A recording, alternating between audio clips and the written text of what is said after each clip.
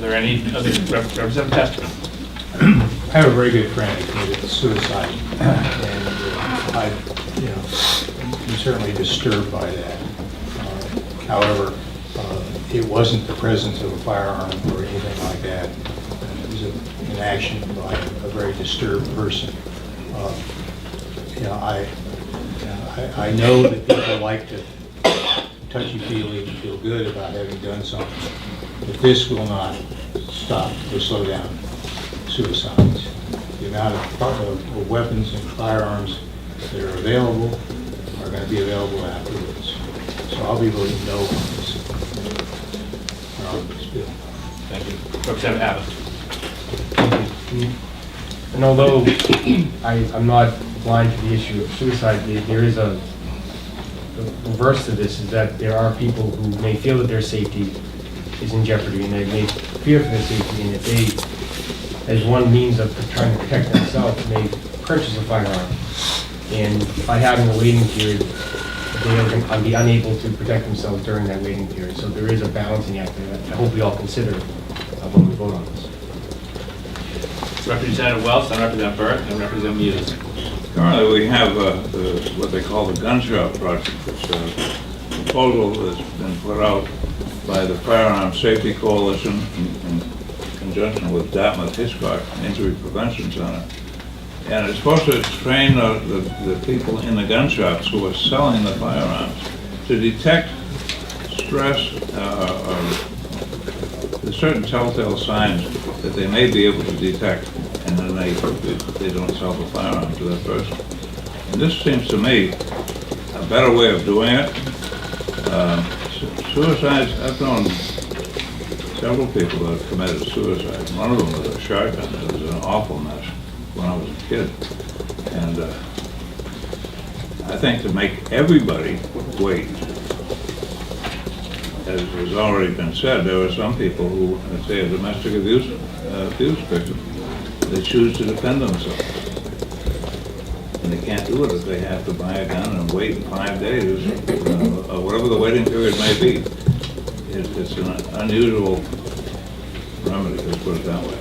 So I don't support the bill at all. Thank you, Mr. Chairman. I too will be voting no.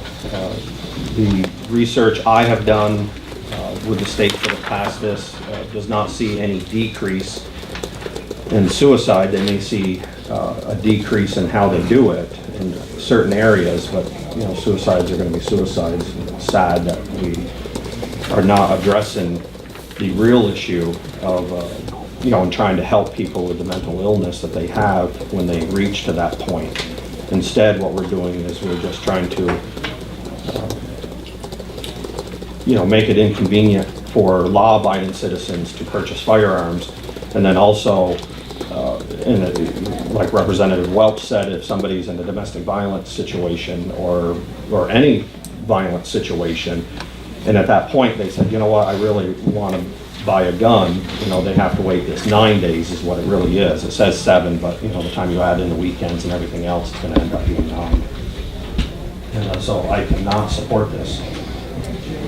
I think one of the things that we heard from several of the people who testified is that on the issue of whether or not this bill would actually hinder a woman from being able to purchase a firearm in a domestic violence situation, is that the most effective solution in a situation like that isn't to get a gun, it's to get out. It's to get out of the situation. It's to do something like call a women's shelter, call 911, call people who can protect you. Something to also keep in mind is the danger that introducing a gun can bring into a situation like that, where you may have one party who's significantly less strong than the other party, who may not know how to handle the gun. In a situation like that, things can turn ugly very, very quickly. So I just wanted to mention that there is a counterpoint to that argument. Representative Welch, Representative Nally, Representative Abbott. I just want to tell the story of Barbara Lucia, who is no longer with us. Her boyfriend and Miss Lucia had a fight. He left. She filed a petition, a domestic violence petition. He came back and trashed her apartment and left. He came back to a gun shop to buy a firearm. And this was back when Leo Pepino, representative from Manchester, and myself, we put in the instant check law, which at the time was only effective on handguns, because it was early. He went in and did a test run, which is illegal, and found out he couldn't buy a handgun.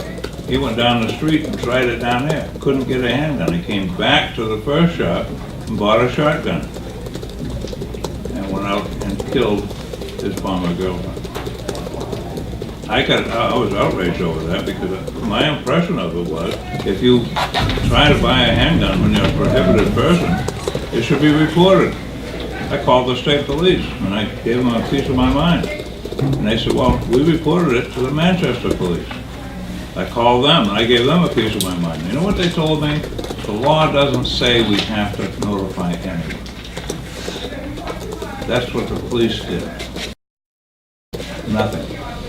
And Barbara is dead now. And she was shot in a parking lot down in Nashville. It was a tragedy. And if that woman had been notified and had to wait 5 days, she wouldn't have made it. But she wasn't notified. Representative Nally? Thank you, Mr. Chairman. Everyone that I know that's ever bought a gun gets a background check. I think the point we're missing here is people, and since we're on suicide, that are going to kill themselves don't need a gun to do it. They can use any way they want. But also, if people want a gun, they're not going to automatically, when this law comes out, go and get a background check. They're going to get a gun however they get a gun, like they do it now. It's never going to change. Same thing with drugs. So I don't see the point. We have background checks. People that should get background checks are not going to ever get background checks. They're going to get guns or any other weapon they want and commit suicide or kill anybody they want to. So that's my opinion, and I'm voting no.